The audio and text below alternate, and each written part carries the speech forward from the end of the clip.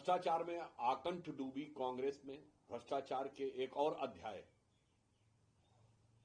का आज खुलासा हुआ है, जब छत्तीसगढ़ के शराब घोटाले में पूर्व मुख्यमंत्री भूपेश बघेल जी के परिवार तक वहां आज पहुंची है। प्राप्त जानकारी के अनुसार उनके पुत्र का नाम आरोप पत्र में स्थापित हुआ है।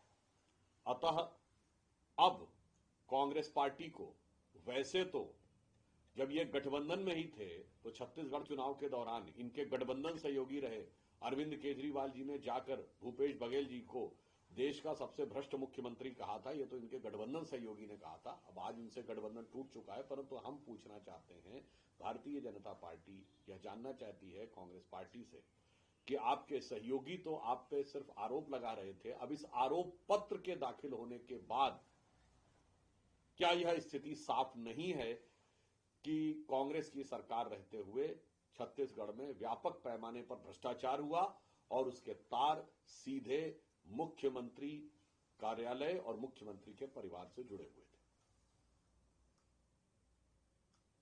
दूसरा बोले, सेकंड,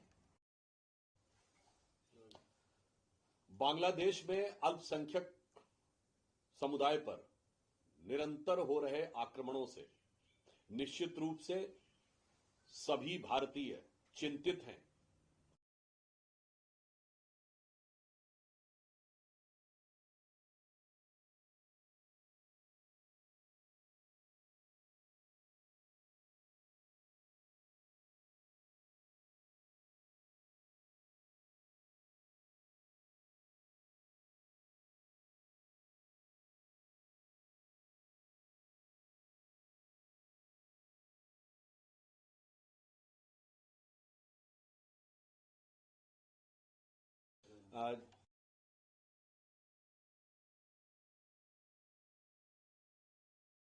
बोले, भ्रष्टाचार में आकंठ डूबी कांग्रेस में भ्रष्टाचार के एक और अध्याय का आज खुलासा हुआ है, जब छत्तीसगढ़ के शराब घोटाले में पूर्व मुख्यमंत्री भूपेश बघेल जी के परिवार तक वहां आज पहुंची है। प्राप्त जानकारी के अनुसार उनके पुत्र का नाम आरोप पत्र में स्थापित हुआ है।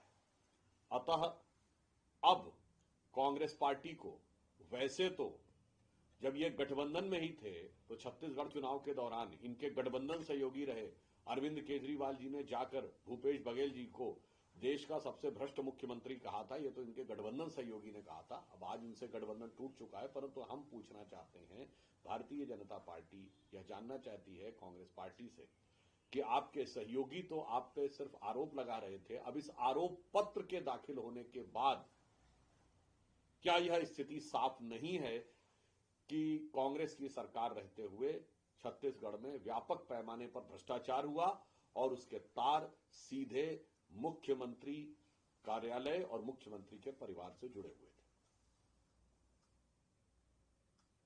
दूसरा बोले, सेकंड,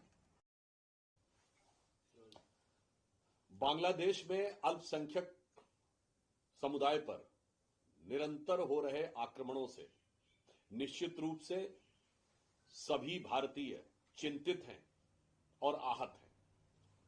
हिंदू समाज पर हो रहे टारगेटेड आक्रमण से भारत के अंदर भी हिंदू समाज के लोग बहुत आहत और आक्रोशित भी हैं और इसके लिए शांतिपूर्ण प्रदर्शन और विरोध प्रदर्शन देश में जगह जगह देखने को मिला। परंतु बहुत दुख की बात है कि वो इंडी गठबंधन जो शायद अपना आदर्श इरेडिकेशन ऑफ सनातन धर्म को मान चुका है, अर्थात घुसपैठिया संरक्षक और सनातन धर्म विध्वंसक, इंडी गठबंधन के राज्यों में असंवेदनशीलता बहुत गंभीर रूप धारण करती जा रही है। आज पश्चिम बंगाल में जिस प्रकार से हिंदू संगठन के लोगों के द्वारा किए जा रहे शांतिपूर्ण प्रदर्शन के ऊपर पश्चिम बंगाल की सरकार ने, पश्चिम बंगाल की पुलिस ने बर्बर कार्रवाई की है, हम उसकी घोर निंदा करते हैं और भर्त्सना करते हैं। परंतु इससे एक बात और स्पष्ट हो जाती है कि पश्चिम बंगाल की सरकार अब पूरी तरीके से इरेडिकेशन ऑफ सनातन धर्म के सिद्धांत को तमिलनाडु से लाकर यहां स्थापित कर रही है। पहले बाबरी मस्जिद बनाने की बात करना, उसके बाद उनके वरिष्ठ नेता मदन मित्रा के द्वारा भगवान श्री राम के बारे में अत्यंत आपत्तिजनक बात करना, और अब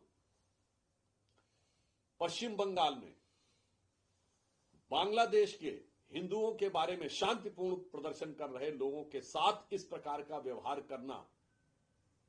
और इससे पहले भी हम याद दिलाना चाहते हैं, पश्चिम बंगाल के ही एक मंत्री फरहाद हाकिम एक दौर में पाकिस्तान की जर्नलिस्ट को अपनी कॉन्स्टिट्यूएंसी दिखाकर ये कह चुके हैं कि ये मिनी पाकिस्तान है, और वो ये भी बोल चुके हैं कि गैर मुस्लिम पैदा होना दुर्भाग्य की बात है। यह पश्चिम बंगाल सरकार के एक नेता और मंत्री बोल चुके हैं। अर्थात अब यह बहुत स्पष्ट है कि यदि फरहाद हाकिम ने एक कॉन्स्टिट्यूएंसी को मिनी पाकिस्तान कहा था, तो अब तृणमूल कांग्रेस के शासनकाल में पश्चिम बंगाल में अनेक मिनी पाकिस्तान क्रिएट होते जा रहे हैं, और हिंदुओं को अपनी दुख, संवेदना और पीड़ा की अभिव्यक्ति की भी स्वतंत्रता नहीं है। ऐसा प्रतीत होता है कि यदि बांग्लादेश में जमाते इस्लामी हिंदुओं के विरुद्ध टारगेटेड वायलेंस कर रही है, यानी लक्षित हिंसा कर रही है, तो पश्चिम बंगाल की तृणमूल कांग्रेस सरकार हिंदुओं के विरुद्ध टारगेटेड एक्शन यानी लक्षित कार्रवाई कर रही है। ऐसा प्रतीत होता है कि जैसे जमाते इस्लामी का साया, उसी मानसिकता का साया अब तृणमूल कांग्रेस की सरकार के ऊपर आ गया है। आज मुर्शिदाबाद में हुई दुखद हत्या, हरगोविंद दास और चंदन दास की हुई दुखद हत्या के बारे में न्यायालय का निर्णय भी अपेक्षित है। हमें पूर्ण विश्वास है कि दोषियों को सजा भी मिलेगी, और यह बात भी जांच और तथ्य यदि ईमानदारी से सामने आएंगे तो यह स्पष्ट होगा कि यह हिंसा भी एक टारगेटेड वायलेंस थी, लक्षित हिंसा थी। इसका वक्फ बोर्ड से कोई लेना देना नहीं था। जैसे बांग्लादेश में जो कुछ हो रहा है वो राजनीतिक परिस्थितियों की आड़ में हिंदुओं को टारगेट किया जा रहा है, उसी प्रकार पश्चिम बंगाल में किसी न किसी मुद्दे की आड़ में हिंदुओं के विरुद्ध टारगेटेड वायलेंस हो रही है। और वो जिस तरीके से हो रही है, हुकूमत के जैसे साए में हो रही है, ये ऐसा लगता है कि जैसे कभी डायरेक्ट एक्शन डे होता था, अब टारगेटेड एक्शन डेज हो रहे हैं। आजादी के समय 16 अगस्त 1946 को डायरेक्ट एक्शन डे हुआ था, जिसमें हिंदुओं को टारगेट कर करके मारा गया था। आज की सरकार में ऐसा लग रहा है टारगेटेड एक्शन डेज हो रहे हैं, यानी किसी न किसी दिन, कभी न कभी, किसी न किसी महीने में, किसी न किसी बहाने से हिंदुओं को टारगेट करके प्रताड़ित किया जा रहा है और मारा जा रहा है।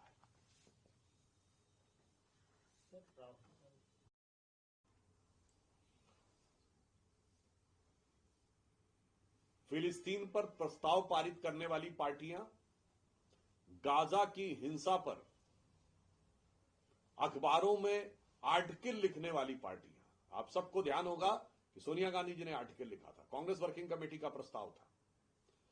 फिलिस्तीन का बैग लेकर संसद में जाने वाली पार्टियां, जिनके समर्थकों के द्वारा हिजबुल्लाह के समर्थन में और हमास के समर्थन में केरल में नारे लगे थे। 2023 में बुरहानपुर के चुनाव में मध्य प्रदेश में हमास के समर्थन में नारे लगे थे। जो वोट जिहाद की बात करते हैं, वो आज बांग्लादेश के हिंदुओं के नरसंहार पर चुप बैठे हैं। यह महत्वपूर्ण नहीं है। महत्वपूर्ण यह है कि प्रदर्शन करने वाले शांतिप्रिय हिंदुओं को प्रदर्शन करके अपनी पीड़ा की अभिव्यक्ति करने का अधिकार भी नहीं देना चाहते।